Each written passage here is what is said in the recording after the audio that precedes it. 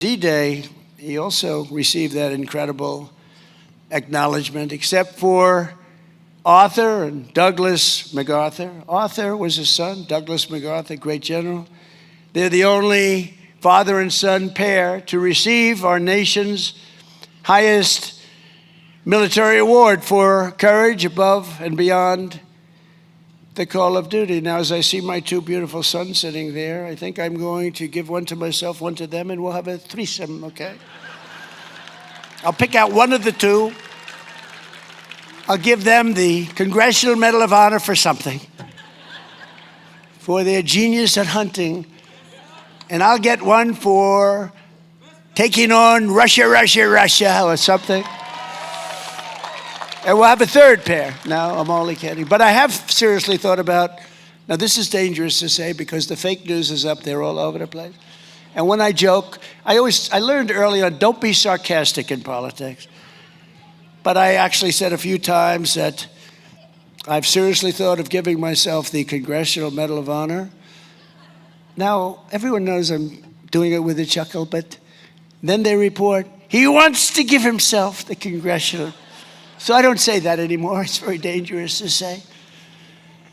But it is the highest award, and they had a father-son get it, and that's a tremendous tribute to a genetic pool. As we enter the 250th year, Americans must never forget we are a historic and heroic people with a heroic spirit and a heroic purpose. And in this world, we are a very special group. American courage won our independence. It liberated millions and millions from slavery, rescued billions from tyranny, and sustained American liberty for 2.5 centuries. And we're not going to lose it to this group of losers. Oh, can you imagine? Have you seen these people? Have you seen these people? The press is just building them up. They're losers, okay? They're nasty people, but they're losers. We'll teach them. We're going to teach them. They're not going to hurt our country. Without courage, there is no America today. If you don't have courage, we wouldn't have America today. We wouldn't be close. Third, Theodore Roosevelt believed in the America that really works and worked. He refused to accept failure, mediocrity, corruption, decay, or decline. And neither should we. That's why we can't take this nonsense that's going on right now. We're not going to take it. The first public cause he ever supported was a bill to fix the streets in New York City. He was very New York City and New York centric. You know that. That's where he came from. He was a pretty rich family. As the civil service commissioner, he fought tooth and nail to return federal hiring to a principle called merit. Merit. Isn't that nice to hear? And by the way,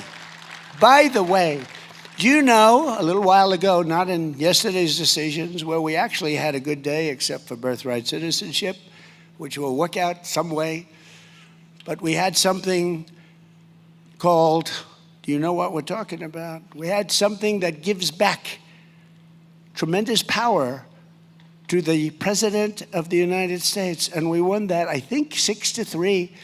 And it was taken away from another Roosevelt.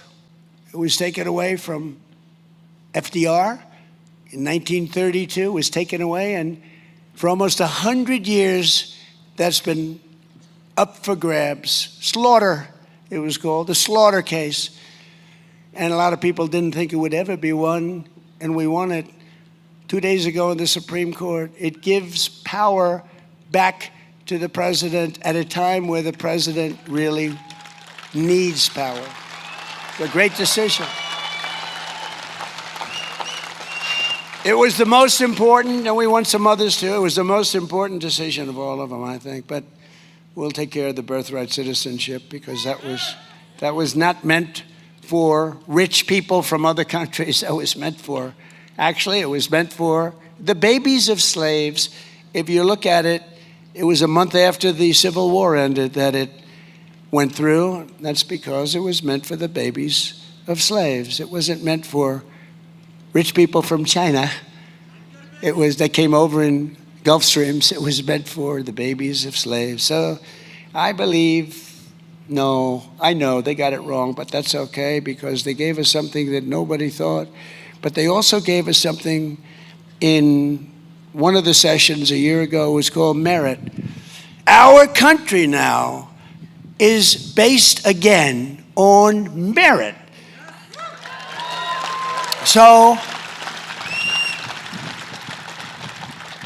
if you're a student with very average marks and you looked a certain way or you acted a certain way or whatever, and you get into the finest school in the world, and then you're somebody else that looked a certain way or acted a certain way, and you have all A pluses, and you have all great marks and board numbers that are through the roof, way above other people, but you don't get in, they get in, it's all over with. It's based now on merit. I don't even know if people know. The fake news didn't want to cover it. To me, that's one of the greatest decisions. And that took courage of the Supreme Court because our country became great because of merit. We became great because of merit. And when you look at those soldiers that we have standing there at... If you like this video, then like, share and subscribe to Mirror Now.